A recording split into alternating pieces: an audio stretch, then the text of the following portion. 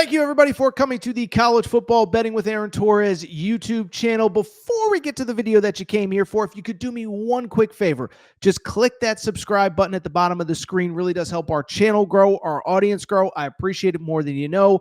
Also, if you want to, click the little bell notification so you know anytime any of our previews go live.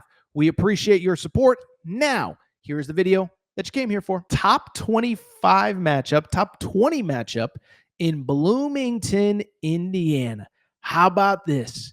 Coach Sig and the boys, Indiana Hoosiers, hosting the Illinois Fighting Illini. Indiana is actually a 5-point favorite. They opened as a 4-point favorite. The money is coming in on Indiana. The over-under set at 52. The number is actually ticking up from the over-under perspective. Let's go ahead and dive in. From the Indiana side of things, listen, everyone is going to pick apart Curt Cignetti, okay? I get it. We know a lot of you don't like him. He talks too much. He does this. He does that. He lost to the only 2 ranked teams that he played last year. Well, guess what? He's doing exactly what he did a year ago. And just in general, okay? So last year they go 11-2 overall, okay? I guess it was 11-2. And I bring it up because you go back to that season. Oh my God, 11-2. Who did they beat? Well, one, they beat a Michigan team that when it was all said and done actually was pretty good, beat Ohio State, beat Alabama. But then on top of that, last year, never forget that Indiana team, also their only 2 losses of the season were to Ohio State and Notre Dame, who played for a national championship. And of their 11 wins, 10 were by double figures. Well, fast forward this year, they certainly haven't played the toughest competition in Old Dominion, Old Dominion, Indiana State, and Kennesaw State. But at the same time, 1, ask Virginia Tech how tough Old Dominion is. But then 2, they're doing the exact same thing. 3-0, 3 double-figure wins, and they're winning games in the manner that they're supposed to. I think the most important thing for Indiana, they lose Curtis Rourke, late-round pick to the San Francisco 49ers. They may have upgraded the quarterback position, okay? So we spent so much time last offseason in the portal talking Nico Iamaleava and this transfer and that transfer, Caden Salter, whoever. Jackson Arnold, right? Well, guess what? You know who was probably the most coveted quarterback in that portal cycle?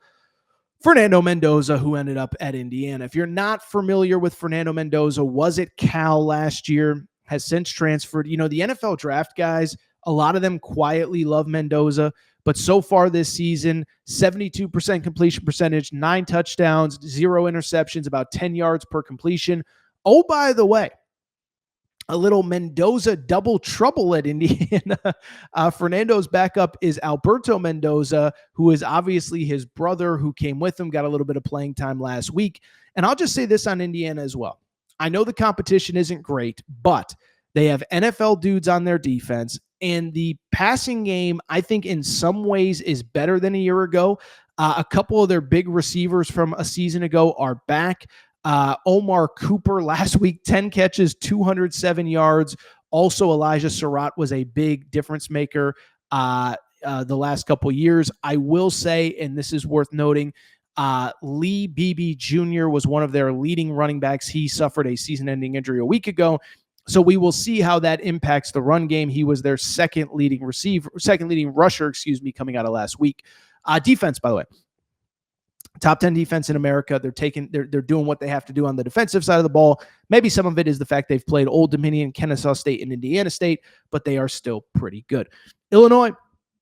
Let's talk very quickly about Illinois. You know, listen, this is a team. There was a lot of excitement coming back after last season. Great season, capped by beating South Carolina in that bowl game.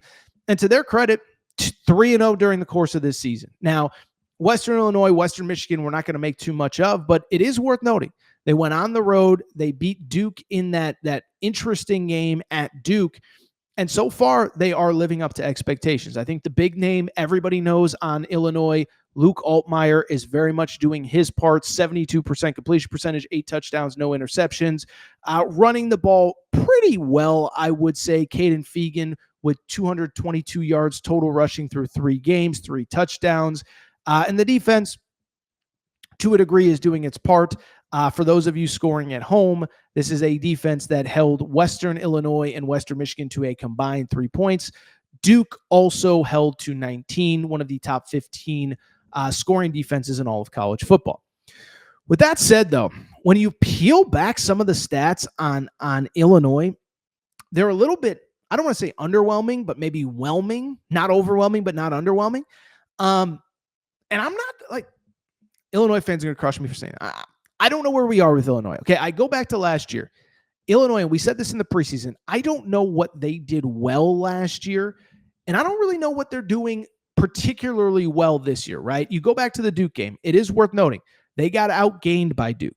That was a game where Darian Mensah threw the ball all over the field. Duke didn't run the ball a ton, but averaged about 3.5 yards per carry. And they largely, I don't want to say they got outplayed, but listen, Duke finished that game with 5 turnovers. Now, it's a credit to Illinois for forcing 5 turnovers. I don't know that it's replicable. And you look at the rest of the stats. Illinois is not running the ball super well.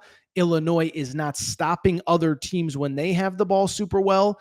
And so because of it, if it wasn't obvious, I'm going to go ahead and take Indiana to win and Indiana to cover at home on Saturday night with Indiana -5 as my official Circa Sportsbook pick. Okay. With this game, a couple things. One, I just think that there is so much, negativity isn't quite the right word, but people are just down on Indiana because they just don't like Curt Cignetti, right? And to me, I just sit there and say, like, listen, Curt Cignetti right now has coached, 16 games at Indiana? And I know they don't have the most impressive list of wins, but he's 14-2 overall, 13 double-figure wins. It's like this guy is going out and beating everybody. And I think what people forget, as balanced as any team in college football last year, top 10 total offense, top 10 total defense, and it is very much the same this year. Again, if you want to say they haven't played anybody, that's fine. But you look at them, number 9 in total defense. That is the Indiana Hoosiers. Number 6 in pass defense. The rush defense has been very good for the most part.